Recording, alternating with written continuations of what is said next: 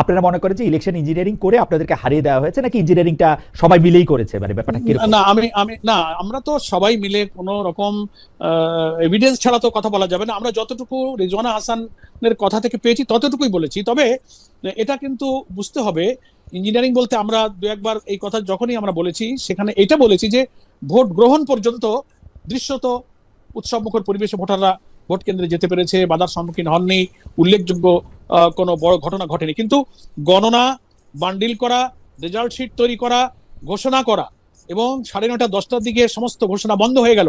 সারা দেশ থেকে ফলাফল, 11 দলীয় জোটের নানান আসন থেকে বিজয়ের একেবারে খবর আসতে লাগলো এবং আমাদের কাছে নানানভাবে খবর আসছিল। হঠাৎ করে এই যে সম্প্রচারটা বন্ধ হয়ে গেল, এখানে একটা রহস্যের জন্ম দিয়েছে। তো আমরা কোর্টে যাওয়ার জন্য আবেদন করেছি, আমরা রিট করব, অনেকে রিট অলরেডি শুরু করেছেন।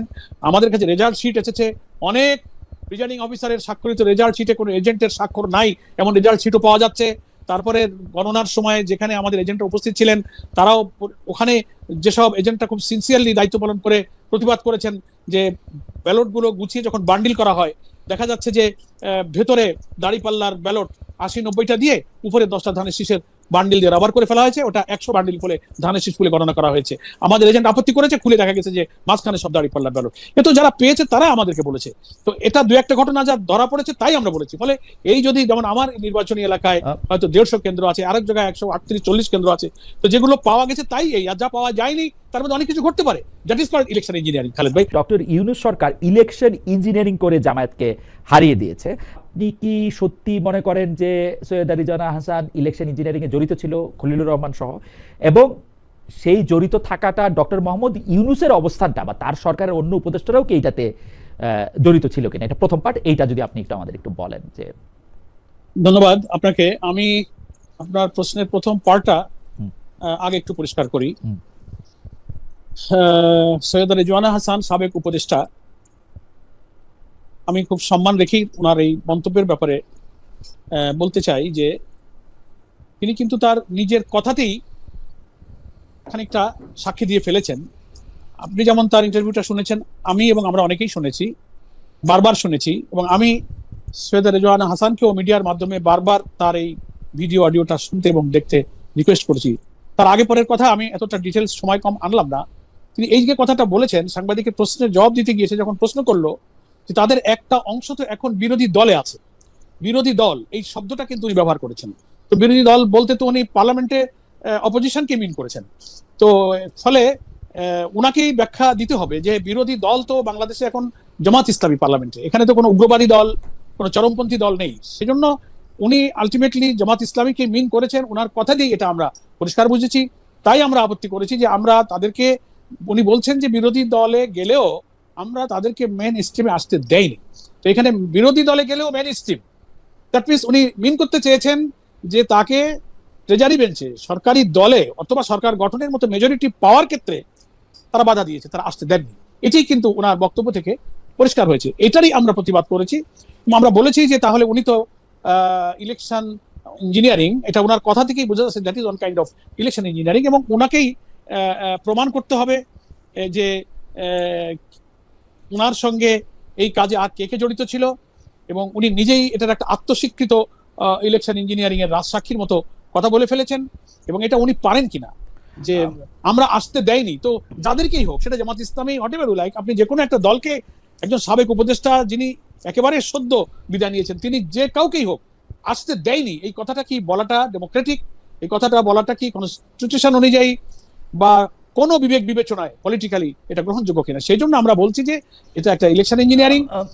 আর অধ্যাপক পরোয়ার, আপনি যদি আমাকে একটু সময় দেন, সৈয়দা রিজওয়ানা হাসান এটার ব্যাখ্যায় বলছেন যে মাজারে হামলা, আউলদের উপর নির্যাতন, নারীদের নানা কটূক্তি, আপনি সেটাকে কিভাবে দেখেছেন? সেই সময় উপস্থাপকদের এই প্রশ্নের জবাবে তিনি বলেছিলেন যে এইটার ক্ষেত্রে নারী সমাজ যেমন প্রতিবাদ করেছে, লিগ্যাল নোটিশ দিয়েছে, সরকারও কথা বলেছে।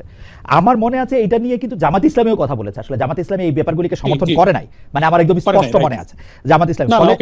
এর ফলে তারা ক্ষমা চেয়েছে, সৈয়দা রিজওয়ানা হাসান বলছেন এর ফলে তারা ক্ষমা চেয়েছেন। সেই সব কটূক্তি করা শক্তি যেন মেইন স্ট্রিম, মানে সমাজে প্রাধান্য সৃষ্টিকারী না হয়, সেটার বিষয়ে আমাদের কাজ করতে হবে। মানে এইটা উনি বলছেন সেসব কটূক্তি করা শক্তিকে মেইন স্ট্রিম দেওয়া হয় নাই। এর মাঝখানে একটা প্রশ্ন ছিল, উপস্থাপক যে প্রশ্নটা করছেন যে এই নির্বাচনের কথা বলছে, যে বিরোধী দলের কথা বলছে, তখন উনি বলছে যে আমি কোনো দলের নাম উচ্চারণ করিনি, আর বিরোধী দল তো অবশ্যই মেইন স্ট্রিম, সুতরাং যেটা বলার চেষ্টা করা হচ্ছে তা অবান্তর, ভুল ব্যাখ্যা দিয়ে। আমি আমি আমি একটু অধ্যাপক আরেকটু বলি যে এই ইলেকশন ইঞ্জিনিয়ারিং এর ব্যাপারটা সৈয়দা রিজওয়ানা হাসানের এই বক্তব্য, যেটাকে আপনি রাজসাক্ষীর কথা বলছেন, আমরা কিন্তু খেয়াল করতেছিলাম যে সৈয়দা রিজওয়ানা হাসান সহ আরো বেশ কিছু উপদেষ্টা যাতে লেভেল প্লেইং ফিল্ড হয়, অর্থাৎ বিএনপি যাতে একচেটিয়া প্রাধান্য না পায় তার জন্য অনেকখানি চেষ্টা করেছেন। সেটা কি তার উপরে উল্টাটা চাপানো হইতেছে কিনা, সেটা হচ্ছে আমার প্রশ্ন। না, আপনি ওই প্রথম প্রশ্নটা একটু পরিষ্কার করে সামনে গেলে মনে হয় ভালো হয়। এই যে সাংবাদিক যে প্রশ্নটা করলো যে তাদের একটা দলই তো, বা তাদের একটা অংশই তো বিরোধী দলে গেছে, এই যে বিরোধী দল বলতে উনি জামাতকে মিন করেছেন, এটা বুঝতে আর কষ্ট হয়নি, এবং আমরা তাদেরকে আসতে দেয়নি। তো আসতে দেয়নি মানে কোথায় আসতে দেননি? মেইন স্ট্রিম বলতে মূল সরকারি দলে বা সরকার গঠনের মতো মেজরিটিতে আসতে দেননি, এটা খুব সহজে মিন করা যায়। এখন উনি বলছেন যে আমি জঙ্গিদেরকে বুঝিয়েছি বা এক্সট্রিমিস্টদেরকে বুঝিয়েছি, তাহলে কি উনি জামাত ইসলামীকে জঙ্গি বলতে চান? বাংলাদেশের পার্লামেন্টে কি কোনো জঙ্গি দল আছে? নিবন্ধিত সব রাজনৈতিক দলগুলি তো ইলেকশন অংশ নিয়েছে, বাংলাদেশের পার্লামেন্টে তো কোনো চরমপন্থী কোনো জঙ্গি কোনো দল নেই। তো উনি এই কথাটা যে বলে আমরা মনে করি ভুল করেছেন। এটাতে লম্বা না করে, হতে পারে মানুষ কথা বলার সময় অনিচ্ছাকৃত ভুল হতে পারে, উনি যদি সিনসিয়ার থেকে থাকেন, জামাত ইসলামের অনেক নেতৃবৃন্দের সঙ্গে কার্যক্রমের সঙ্গে উনি পরিচিত, উনি ঘনিষ্ঠ, আমার সঙ্গেও যে ওনার অনেক বিভিন্ন সময় কথা হয়েছে, ফলে তার একটা অংশ বিরোধী দলে আছে। সাংবাদিকের এই প্রশ্নের পরেও উনি এটা বললেন যে আমরা তাদেরকে আসতে দেয়নি, এই জায়গাটাই হচ্ছে আমাদের কথা। ওকে, অন্য আগে পরে উনি যাদের কথা বলেছেন নিশ্চয়ই বলতে পারেন। আমরা সবসময় জামাত ইসলামী, জঙ্গিবাদ, চরমপন্থা যা যা উনি বলেছেন এগুলো কখনো ইসলাম কখনো সমর্থন করে না।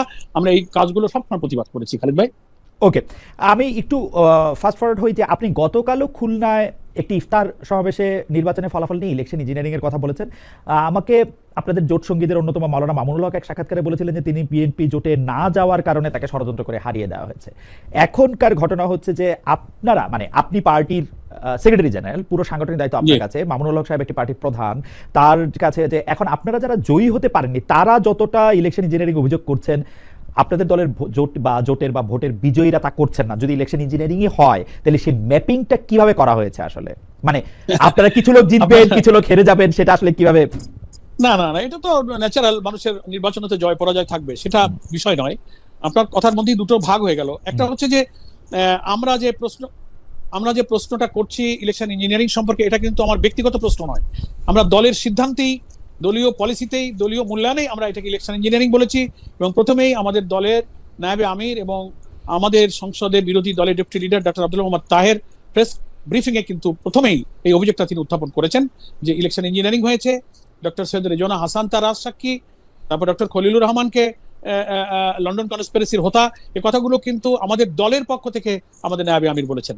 এজন্য কে জিতেছে আর কে হেরেছে এই কথার সাথে জয় আর পরাজয়ের কোনো সম্পর্ক নাই, রিয়েলিটির সাথে এই কথার সম্পর্ক। খালিদ ভাই, না সেটাই বুঝতে চাইছি যে মানে ধরেন আপনি হেরে যাবেন, আর আমি তো কথা বলছি দলের সেক্রেটারি জেনারেল, একটা বড় এক্সিকিউটিভ দায়িত্ব আমার উপরে, দল আমাকে দায়িত্ব দিয়েছে, আমি সেই দলের পক্ষ থেকে কথা বলি, দলের পলিসিতে আমরা কথা বলি, এটা কোনো ইন্ডিভিজুয়াল কারো পার্সোনাল বক্তব্য না।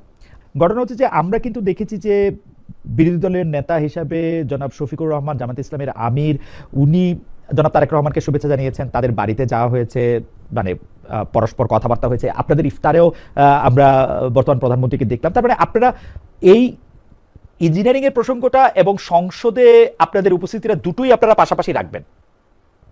হ্যাঁ, আমরা বলেছি আমাদের আমির জামাত ডক্টর শফিকুর রহমান, যিনি লিডার অফ দি অপোজিশন, তিনিও কিন্তু বলেছেন যে আমরা ভালো কাজে, গঠনমূলক কাজে, দেশ পরিচালনায়, জনগণের আকাঙ্ক্ষা পূরণে আমরা দায়িত্বশীল বিরোধী দলের ভূমিকা পালন করব। আমরা ভালো কাজের সহযোগিতা করব, মন্দ কাজের আমরা প্রতিবাদ করব, বাধা দিব, আপত্তি করব। আমরা কিন্তু তাই করছি। আমরা কোনো অনিয়মতান্ত্রিক, বিশৃঙ্খল, দেশকে আনরেস্ট করা কোনো হটকারী কোনো পন্থায় আমরা যাইনি। জাস্ট আমরা প্রতিবাদ করেছি, জিনিসটার একটা জুডিশিয়াল ইনকোয়ারি আমরা দাবি করেছি। এখন that is up to government, that is up to judiciary, তারা কি করবেন দে উইল ডিসাইড। আমরা তো নিয়মতান্ত্রিক ভাবে এই কথাগুলো তো বলতেই পারি, যা আমরা চোখে দেখছি তা তো আমরা বলতেই পারি। তার মানে আপনারা সংসদে দায়িত্বশীল আচরণ করবেন, দায়িত্বশীল বিরোধী